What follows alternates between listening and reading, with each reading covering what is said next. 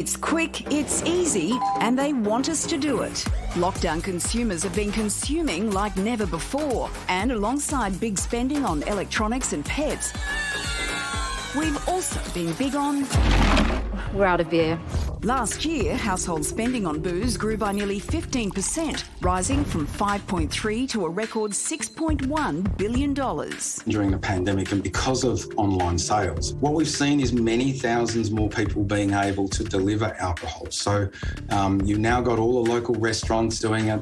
The home-delivered booze boom opening the door to far bigger problems. I'm just going to Jimmy Brings It. They'll be here in 30 minutes. Jimmy Brings is facing a new investigation by the New South Wales liquor watchdog, the second into the death of a Sydney man. He was reportedly delivered 3 bottles of wine almost every day, including 2 orders placed within 10 minutes. The man reportedly spent $24,000 on Jimmy Brings deliveries in the 3 years before he died. If we don't see more comprehensive regulation in this space, we're going to see people die. We're going to see a lot more people who are alcohol dependent. In July, the New South Wales government did try to close some loopholes, banning deliveries to intoxicated people and requiring customer identity verification. What we're really seeing is there's no way to accurately determine intoxication for somebody who's relatively untrained. Ultimately, we've got to see enforcement that works.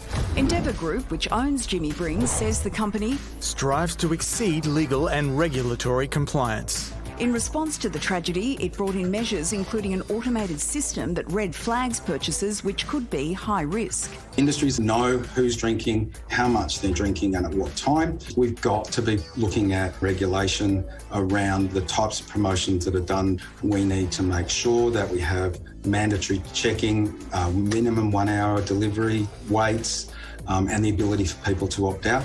As the number of home-delivered booze services has grown, so have alcohol-related deaths by more than 8% last year. So should they be doing more to protect problem drinkers from themselves? It's really interesting, isn't it? I mean, it used to be that when you ran out of grog, you ran out, and it probably meant that you had had enough, you know. But now that it can be delivered, it's interesting. You know, it's always accessible. I guess the one thing that I would say is that is it better that people can get alcohol delivered to them as opposed to running out of alcohol and desperately wanting more and jumping in a car to drive to the bottle shop. And it's a different situation if you're entertaining at home and, you know, you misjudge the amount of beers that you needed and, you know, there's a big group of you as opposed to a single person at home just drinking and drinking.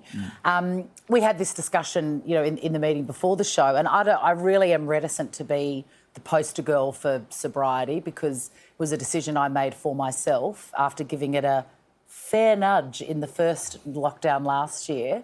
But I haven't had a drink in about 9 months, and I do recommend it. If you're thinking, oh, maybe I'm drinking a bit much or it's not helping me anymore, I think that's the biggest thing I've taken from it is that it didn't help.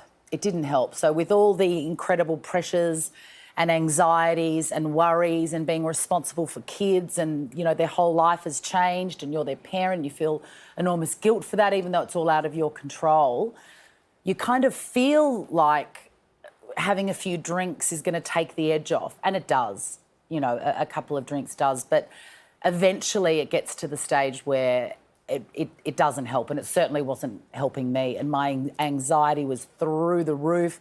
I wasn't sleeping properly because booze is terrible for sleep, and I've really noticed a huge difference in my day-to-day positivity and ability to deal with the pandemic and the ongoing changes to literally every part of our lives. If I'm clear-minded. And for me, it's been fantastic, a fantastic choice. But again, you do you, boo. You do you, boo. It might not be the right time for you, but if you do have, you know, some questions about it, there's lots of Insta pages, there's fabulous books about it. It's called Quit Lit. It's got its own little category, and I'm a specialist on that. So there's lots of information, and I personally recommend it. But again, I'm not, you know, I can't help you. You know what I mean? You've got to help yourself. What a great video, and we've got plenty more. So why not click the subscribe button here? Or is it here? Or is it... Sorry, I can't see the button. I'm not wearing my glasses. But you can see it. So you click on it to make sure you don't miss any more content.